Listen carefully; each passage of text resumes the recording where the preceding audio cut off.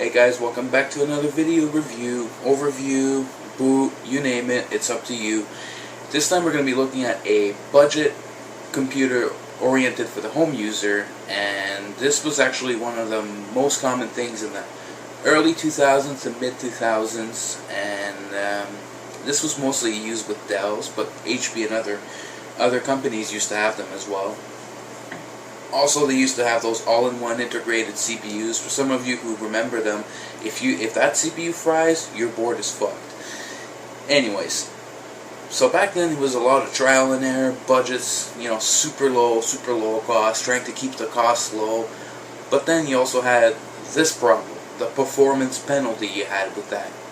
And this is where exactly some of the workhorses they used to have, and some of them that were too big and too pricey, they just couldn't fit together. So they bought a cheap system, and this is what happened.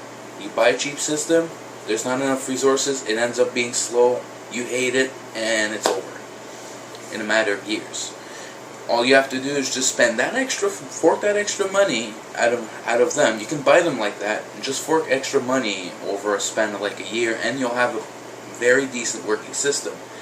But unfortunately, that is not always the case. And I got one right here to show you the point. The Dell Dimension 3000. This one has a unique thing in it. It's not completely stocked. It used to ship with 512 megs of RAM, an 80 gig hard drive with an XP Home Edition, COA. I'm not sure what kind of service pack you used to get back then. And it's dying. It has a bad memory bank. It still works. You'll see the end results. But it has something rather unique in it.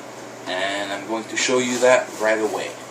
The Dell Dimension 3000 was mostly a budget-oriented system, allowing the use of cheap and inexpensive materials to be built into such, having a computer being built under the, let's say around under the $600 line back then.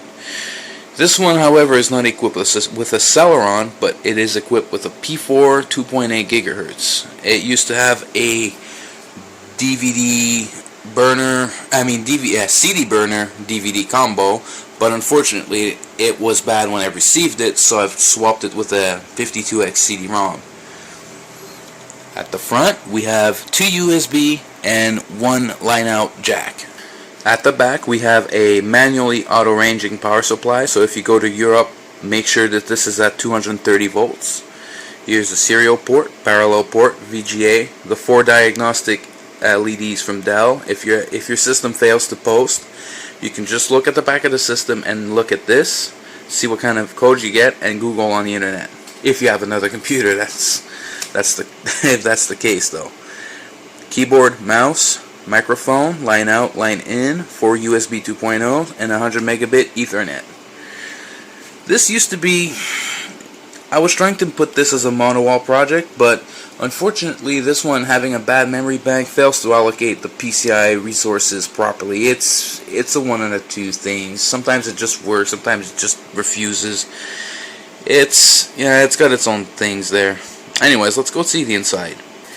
Now, the first thing you're going to see inside that Dell Dimension 3000 is that the motherboard is actually from a Dell Dimension B110. That's right. The Dell Dimension 3000 usually have an AGP artifact, 1 serial ATA, and I believe 4 slots of memory. This one lacks all of it.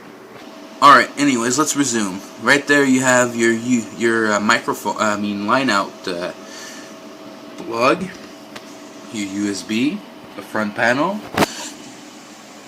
IDE connectors, 24-pin ATX plug, the memory. The memories are in here that are good, but they will look like it's actually resounding as bad memory, but they're actually good. I will show you that when I power this thing up. The 4-pin CPU connector right there. When I received the system, it did not have the original heatsink and the little air duct, so I had to improvise, and I improvised pretty good. Stock Intel heatsink connected to the 3-pin to 4-pin Molex, and that fan's just an exhaust fan. Something I don't really see is this. This looks like it's a service plug, maybe for the voltages or something. I'm not sure. If you guys know, please let me know. It also lacked the hard drive caddy to expand for 2 hard drives, so I have no hard drives except one at the top. This one I believe is a 40, oh no wait, that's an 8 gig hard drive from an Xbox, an old Xbox. And a floppy drive, well, artifact of a floppy drive, there was nothing actually installed there. Dell Dimension 3000s and B110 rarely had floppy drives installed on them. And then, yeah, to finish it off, you have the Dell power supply. Dust, dust, more dust. I cleaned that thing like a long time ago. And it's collecting dust for no good reason. Oh well. So anyways, that's enough talking about. Let's see it in action. Ready for boot.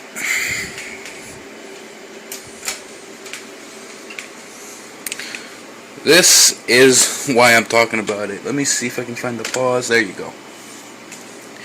No matter what kind of memory I'm put, those memory sticks are all good and proven good on many systems. This is one sign that this system has a major problem.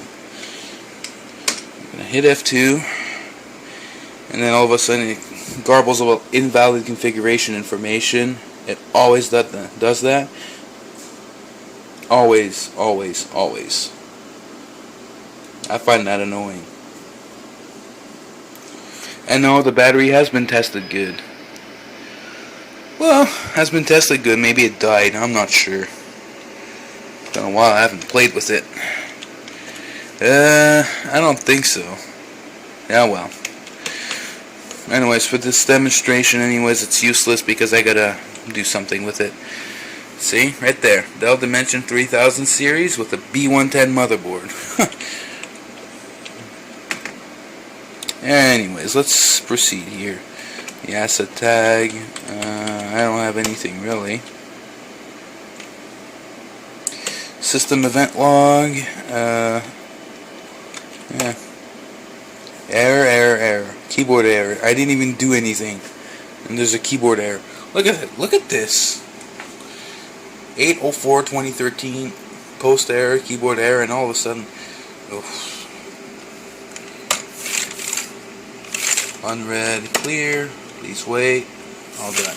Alright. The acoustics for the hard drive, you can have that silent and everything. It's much like the Dell the Optiplex GX620. Space, plus, minus, quiet, suggested, performance, and bypass. Leave that at bypass. Limit CPU ID, OS install mode. Some systems will not work properly when you're trying to install an operating system when this is off. I'm not too sure if this is actually a big issue or not, but if I install an operating system like this, it's okay, but on some system, it doesn't want to go. It just gives me random errors and everything. I don't know why. Come on, focus. Fast boot, checks the memory, bypasses the memory. Auto power on, when you plug it in, it just turns on. Keyboard errors, if you want to report them. Keyboard numlock, at the default it's always on. Alright, system security, this is what you have. Nothing too fancy. You can always pause the videos if you want to have a more detailed view. As I know there's nothing really interesting so far. Onboard video buffer. Something tells me that this is just the graphics shared memory. I'm gonna put it back to 8 because I was using monowall on it, so that's why I used 1 meg. The mode PS2 EPP ECP off. Be my guest. I'm not too sure how that works. Alright, so that's the processor itself. I got 1 meg of L2 cache, bus speed at 533, so this must mean it's a Northwood. Yeah, probably is a Northwood. Memory information. Let's set that to 256, see if that does anything. Boot sequence. That's it. Alright. escape, save changes, and exit. And then you'll see that garbled line. I have done everything except flashing the BIOS. Probably I should try that with the B110, but I'm not too sure if this will total it. But at this point, the system's about to die. And that's it. So anyways, that's pretty much it. If you got any thoughts on the Dimension 3000s or anything, if you want to share your little stories, you're welcome to do so in the comments down below. Please keep your comments all professionals and no flame wars, okay? So until next time, take good care.